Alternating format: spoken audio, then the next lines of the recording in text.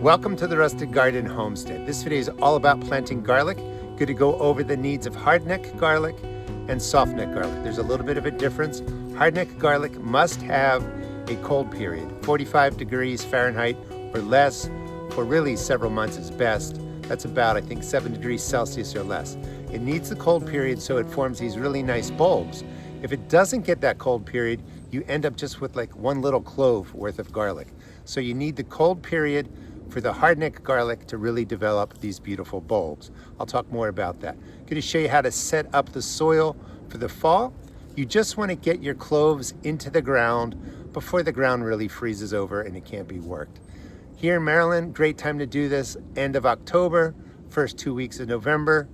The timing isn't as important as just getting it into the ground and making sure the hardneck garlic has that cold period. All right, let's get started. I'll show you how to set up the raised bed with fertilizers and compost in a second. First thing I want to talk about is the difference between the two garlics. You have hardneck garlics. This is hardneck Montana Giant, hardneck Spanish Roja, and this is a pretty good standard variety hardneck, the music variety, which I do recommend if you're just getting started.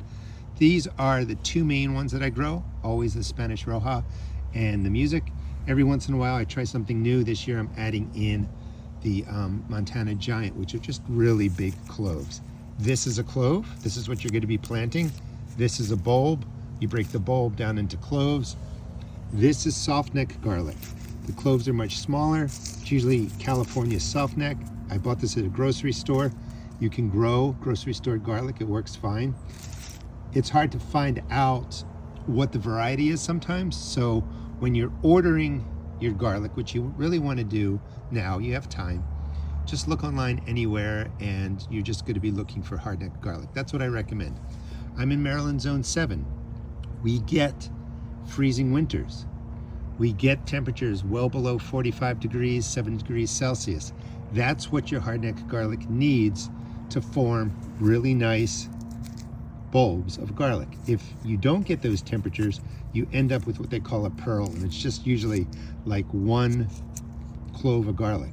It needs that cold period, the vernalization period, to form these beautiful bulbs. The difference between the two, you can see that I split away some of the cloves. This is the green stem that grows out, and right now it is hard. It's like a stick. That's how it gets its name, hardneck garlic. And if you push on this, you can't really break it. It's like, a tree branch. And the neck would come straight up through here. When it dries, it's hard. You got your hardneck garlic. The softneck garlic doesn't form that. It doesn't have this piece that's in there. And it's just soft and papery. And the neck is a soft neck. And, see how papery it is? That's how you get the term softneck. Here's another example of the hardneck with the music variety. And you can see the hardneck.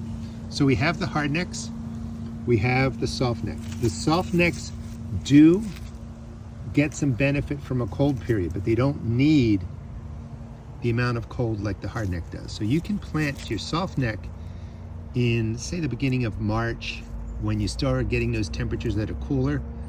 The ground can be worked, and they're gonna get a good, 6 weeks, 8 weeks of colder soil temperature. That's okay for the softneck garlic. Not good enough for the hardneck. That has to really get, in my opinion, a good 2 to 5 months of colder temperatures. Now, planting is going to be pretty much the same for both of these, and the setup is pretty much the same for growing in a raised bed like I just built these. I will link the video on how I built and filled these in the video description, for containers or for putting them into the earth. The bottom line is you want a nice, loose growing area, 4 to 6 inches deep, 10 to 15 centimeters deep, so that the water drains well. All you want to happen for your fall planted garlic is for them to establish a nice root system. All right, let's set up the soil and then I'll show you how to plant. We're going to plant the garlic cloves 2 to 4 inches deep, 5 to 10 centimeters. I'm in Maryland. My ground doesn't really freeze beyond maybe 1 inch. If you're in a place where the ground freezes to that 2 to 4 inches, 5 to 10 centimeters deep, and maybe the clove is going to stay frozen for a prolonged period of time, you want to put down on top of your soil another 2 to 4 inches, 5 to 10 centimeters worth of mulch. That helps keep the warmth in, not warm enough to kind of mess up the vernalization period of the garlic, but it keeps it from freezing solid, which can cause issues. So I don't have to mulch here in Maryland, but again, if your ground freezes to that 2 to 4 inch depth, 5 to 10 centimeters, you're gonna wanna add some mulch on the top when you're done. First thing that I like to do, and I understand that everybody doesn't have compost, check out the video description. I'll put a video in on how to build a compost pen. I really recommend you get started and compost as soon as you have the space and time to do so. So this is my leaf compost, and I'm just gonna spread out about an inch, 2.5 centimeters worth of leaf compost, and that's gonna get mixed into the soil in a second. If you don't have compost, you're gonna wanna put in an organic granular fertilizer. You can also add that now, so let me show you that. And we're just gonna heavily handed sprinkle in any organic granular fertilizer that you have. You wanna have P and K, phosphorus and potassium, represented a little bit more. We're gonna use water-soluble fish emulsion or other water-soluble fertilizers for the nitrogen to help the plant grow. The only thing that we're doing now in the fall is getting the cloves in. We want nice root systems to start, so we're not worried about the upper green growth. So the potassium and the phosphorus do help with that. I'll show you another trick in a second to help prep this bed for really nice size bulbs of garlic come harvest time, which is usually towards the end of June. So we've got the compost down. Let me go get my organic granular, put that down. We'll mix all this together in a second. And again, the process is pretty much the same for a raised bed like this, your earth beds or containers. I'll be doing a video on planting in a container separate, for garlic if you want to subscribe and follow me. Any organic granular fertilizer works. I'm just using Plant Tone, got it on sale years ago. I recommend figuring out by pound, so you just divide the weight into the price, any organic granular that's well under $1.50 a pound. That's the best way to go about it. They're all pretty much the same ingredients. I have lots of videos on that. So I'm gonna take a big handful of the Plant Tone, and I'm just gonna go across the bed like this. We'll mix all this in a good 4 inches, 6 inches, 10, 15 centimeters deep. You just wanna add the organic granular, something like that. Ensure that you've got N, P, and K, the major nutrients available for the plant. Compost is going to add wonders. If you don't have compost, you definitely maybe want to add in another handful of the organic granular. You just want to get all the elements your garlic needs into the bed now. Let it sit, break down, do its thing over the 4 or 5 months while the roots of the garlic set up. This would be the basic setup that I would use. If you want to do 2 tricks that I do, and I really do think it improves the size of the cloves and the bulbs, I like to add in alfalfa pellets. I get these at a feed shop. I will link the video on how I put my beds to rest. Talks in depth about how I use alfalfa. It's got a growth hormone in there that is proven scientifically to be present. I like to mix in a couple handfuls, just like you see there. When this gets wet, it crumbles into little flakes. These pellets won't be there. Now, I've got compost, organic granular, alfalfa. This bed is really well fed for the N, P, and K micronutrients. The one additional thing I'd like to add, you don't have to, is Epsom salt. Epsom salt gets a bad rap because people say you don't need it, or that it's not a fertilizer. It's not true. It is a fertilizer, and you do need magnesium and sulfur in your bed. You just don't need it to a large degree that you have to use Epsom salt all the time, like once a month or something like that. Sulfur really does help the garlic develop, so I like to put in a watering of the Epsom salt. I'll do that after I mix everything in. The Epsom salt actually goes in after I plant the garlic, and I just water it in with that. So, 4 inches deep, probably you want to get, I don't know, good 6 inches, 8 inches deep, 15, 20 centimeters. And you just want to mix all these ingredients well into the soil. Don't leave clumps laying around. This will loosen the space, helps with the water draining through here, and your garlic's gonna love it. So you just go through, incorporate all your amendments. And again, if you have compost, you could just use that. I like to add a little bit more with the organic granular. If you want to add in additional products, the alfalfa works really, really well to add in some more NP and K and provide that growth hormone. And you're just loosening up everything like this, mixing it through. Spacing is going to be 4 to 6 inches apart. That's 10 to 15 centimeters. Vertically, my hand is about 6.5 inches. Horizontally, it's 4 inches, 4.5 inches. So I can just measure like this, depending on what I'm growing. The bigger cloves of the music variety, I'm doing, about probably 5 inches apart, 5 to 6 inches apart. They just get bigger, so I give them more space. The Spanish Roja, smaller bulbs, 4 inches, more into the same space like that. Again, 4 to 6 inches, 10 to 15 centimeters. Your garlic is going to grow out the tip. That's where the greenery comes out. You can see examples there. And I'd like to go, with the bigger cloves. You want to plant it so that the growing tip is up. The root area is down on the bottom. Sometimes it's confusing. That's the root area. That's what it looks like. But when in doubt, you can just plant it on its side. You don't have to over worry about that. You're good to go down.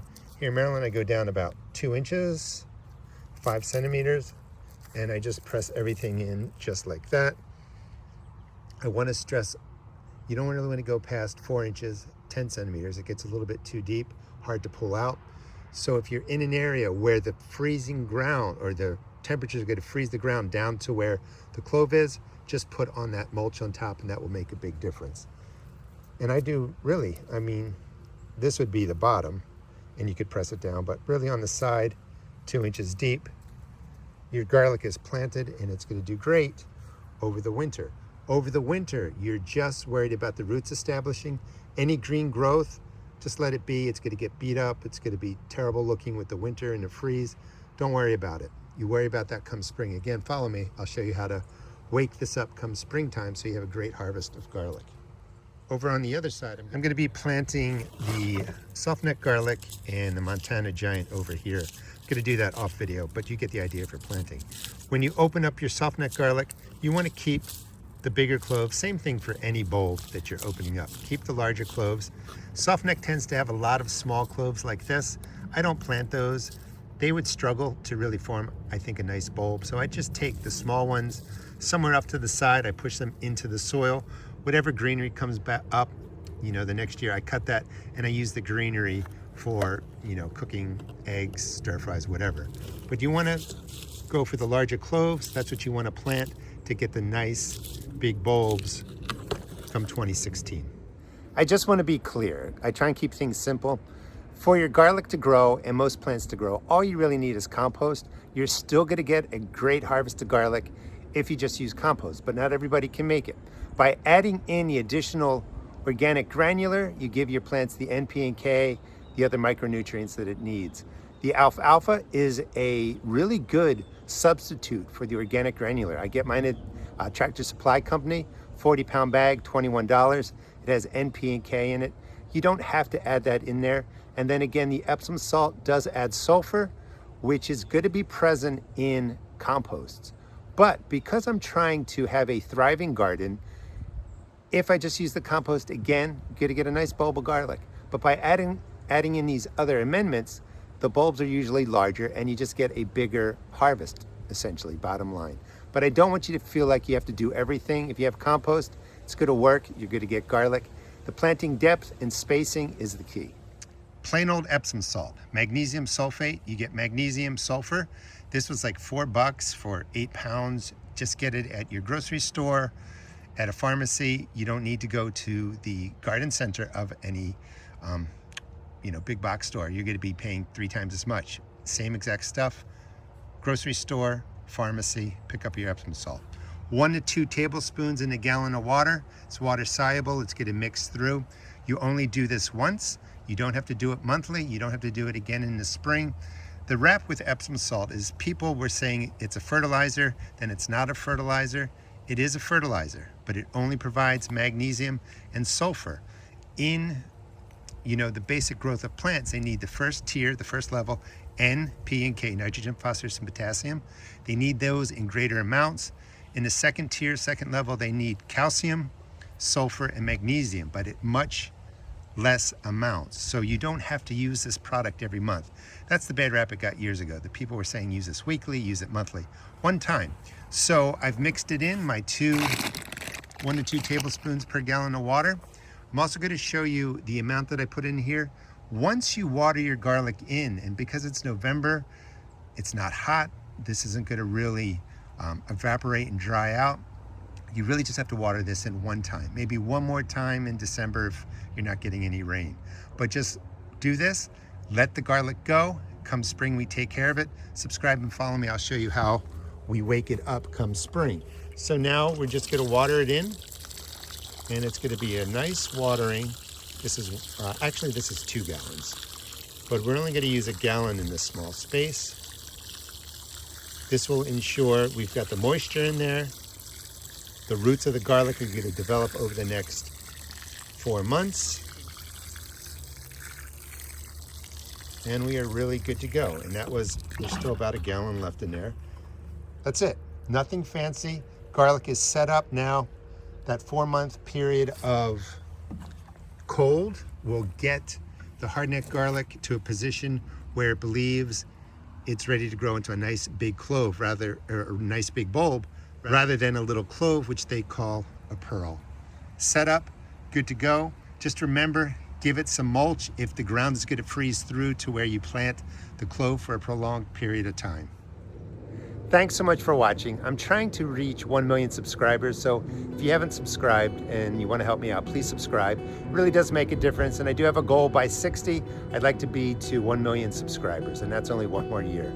And again, thanks for watching. Check out my seed shop at therustedgarden.com. I sell tomato and pepper seeds, only $1.75 a pack.